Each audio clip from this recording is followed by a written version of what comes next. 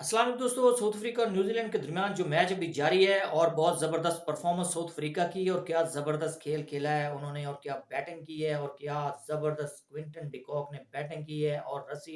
वंडरडसन ने तबाही फेर कर रख दी है, फेंटा लगाया है न्यूजीलैंड के बॉलर्स का और उनको नॉकआउट करके रख दिया है और बहुत ही शानदार बैटिंग जैसा कि वो पूरे वर्ल्ड कप में अपनी परफॉर्मेंस से उन्होंने हैरान कर दिया है बल्कि टीमों को परेशान कर दिया है और वो मेरे ख्याल में ऑलमोस्ट 400 के करीब पहुंच जाते हैं और एक दफा दो दफा तो उन्होंने 400 का टोटल उन्होंने इस वर्ल्ड कप में बनाया है, एक दफा 399 बनाया है और इससे पहले भी वो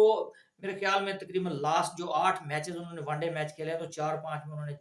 400 स्कोर का टोटल उन्होंने किया, तो बहुत ही उनकी शानदार परफॉर्मेंस जा रही है और वर्ल्ड कप में भी वो यही फॉर्म लेकर आ गए हैं और टीमों को उन्होंने हिलाकर रख दिया है। और जैसा कि आज उन्होंने न्यूजीलैंड के खिलाफ 357 स्कोर किए हैं, तो एक जबरदस्त उनकी बैटिंग फॉर्म है क्विंटन डिकॉक की। उन्होंने 100 से ऊपर स्कोर किए, 116 बनाए हैं स्कोर और क्या उन्होंने सिक्सेस लगाए और चौके लगाए हैं, जबरदस्त बैटिंग। और रसी वंडरडसन जो बहुत ही जबरदस्त शानदार बल्लेबाज है, बहुत लाइक करता हूं मैं उनको, बहुत ही मुझे पसंद है और उनकी बहुत जबरदस्त बैटिंग। 133 उन्होंने स्कोर किए हैं और डेविड मिलर उन्होंने भी 50 स्कोर किए हैं, तो वो तो बिल्कुल जबरदस्त बैट्समैन है, इसमें तो कोई शक नहीं है, हार्ड हिटर हैं और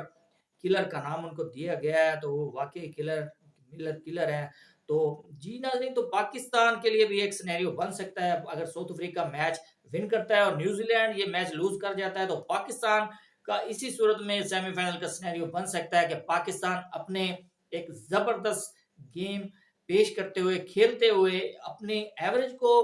प्लस मिलाए और शर्त यह है कि दोनों मैचेस एक जबरदस्त रन रेट के साथ पाकिस्तान मैच जीतेगा। तो और अगर न्यूजीलैंड आज का मैच हारेगा और इसके अलावा एक मैच और हारेगा तो पाकिस्तान और न्यूजीलैंड के दरमियान रन रेट का जो मामला है वो बन सकता है। अदरवाइज अगर पाकिस्तान अपने मैचेस ही नहीं जीतेगा तो फिर कैसे जाएगा। पाकिस्तान ने जो कारकर्दगी दिखाई है पिछले मैचों में, जो पाकिस्तान अफगानिस्तान के खिलाफ मैच आ रहा है, एक वीक मैच था, बहुत ही नाकस किस्म की परफॉर्मेंस पाकिस्तान क्रिकेट टीम की और बहुत ही नाकस बॉलिंग पाकिस्तान की, जो अफगानिस्तान को ऐसे यूं करके उन्होंने चेज कर लिया और इतनी जबरदस्त बैटिंग की उन्होंने उस दिन और उन्होंने क्या डांस किए हैं इंडिया वालों ने और अफगानिस्तान वालों ने। तो पाकिस्तानियों को सीखना चाहिए अपनी परफॉर्मेंस से और आने वाले अगले मैचेस जो है उनमें